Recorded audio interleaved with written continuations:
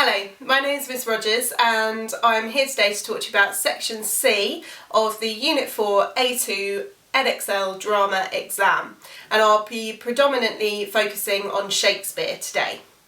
So some top tips for Section C. It's worth 30 marks of the overall exam and you should allow around 55 minutes to write your response with about 5 minutes worth of planning time at the start. It's a long answer essay question and you should consider very carefully the space you're offered in the answer booklet. You can't access the higher band marks without the quantity as well as the quality of your response. And you must really practice timed responses to this section to be prepared for the amount you'll be needing to write within the time constraints. You'll get a choice of 2 questions for this section and you should consider the demands of each question very carefully. Highlight keywords, underline keywords and then refer back to them throughout your response so that you know that you are targeting the question throughout your essay. One question in this section will always start with a quotation and it will be a discuss question, and the second will always be a comparison of design elements against the original performance context. Plan. This is really key. Spend a few minutes writing a brief plan of the content of your essay and this will mean your response is structured and coherent. You'll be much more likely to produce an essay which is concise and balanced. Whilst we're on that subject, balance your response between the performance you saw and how you've researched and understood the original context and performance of the play. Use theatrical terminology throughout the essay to show your knowledge of theatre practice. And do not assume the examiner has seen the performance you have. Give clear, specific examples in your response to build a picture in the examiner's mind of what you experienced and justify everything. In your notes for this section there can be no pre-published material, however your own drawings and sketches with annotations are allowed. Remember you have 1,000 words over just 2 sides of A4, so be really concise.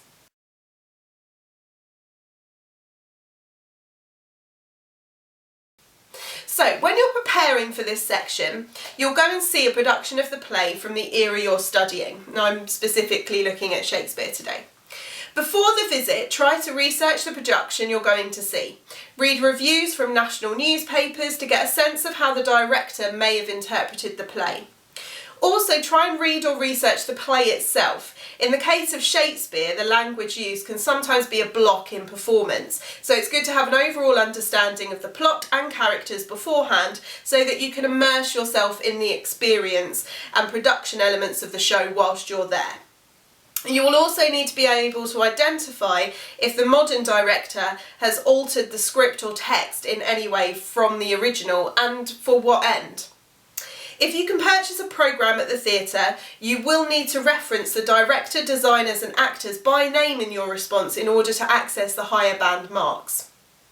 During the interval and on the way home, make as many notes as you can about the experience, how it made you feel, the design elements, costume, music, sound effects, lighting, set, etc.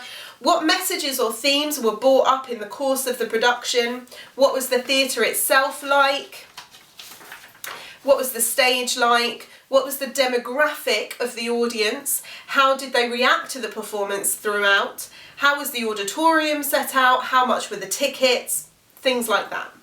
When you're back at school, it's really helpful to brainstorm the key production elements of the show you've seen with your classmates. Try and build up key specific examples of where lighting, sound, set and style were used to send a message or highlight a theme.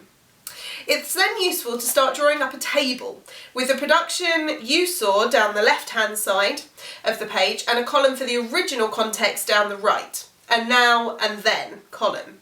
As a basic format, the table should be split downwards into acting, design elements like set, costume, lighting and sound, the director's interpretation, the audience reaction and the social, historical, political and cultural context.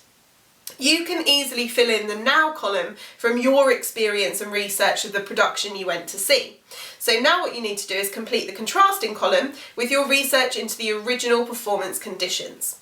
Try to match all of those specific examples you and your classmates gave with how they might have been done in the original version. A clear example of this may be that a modern interpretation of Shakespeare will use a gun, whereas the original performance conditions may have been a sword.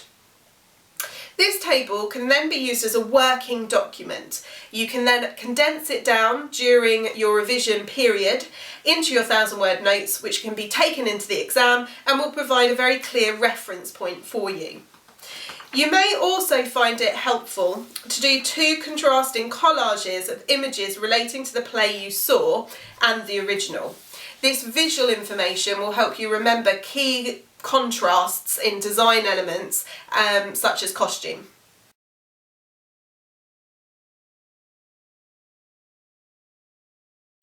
So, when you're conducting your Shakespeare research, it's important that you focus on the time period between 1564 and 1720, as set out by the exam board.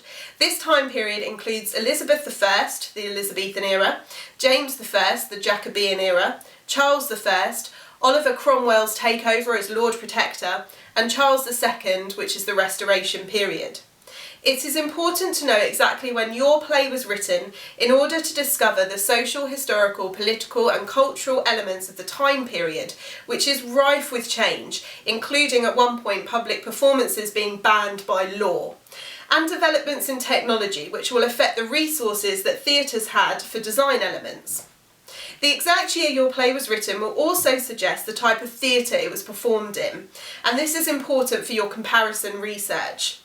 It may either be an Elizabethan or Jacobean playhouse, such as the Globe, an Elizabethan or Jacobean indoor theatre that were also conducted in the houses of the aristocracy, and an example of that is the Sam Wanamaker Theatre on the Globe site. Restoration playhouses, which take over from 1660 onwards and include further developments in theatre tech, such as vista stages and sliding panel scenery. Key terms for this time period are cockpit theatre, thrust stage, groundlings, winch room and gallery. As always, you need to practice timed responses to this section so that you're fully aware of the time constraints in the exam room and fully prepared to meet the exam board's expectations and requirements. To follow are some previous examples of Shakespeare questions for you to use as practice for those time responses. Good luck in your exam.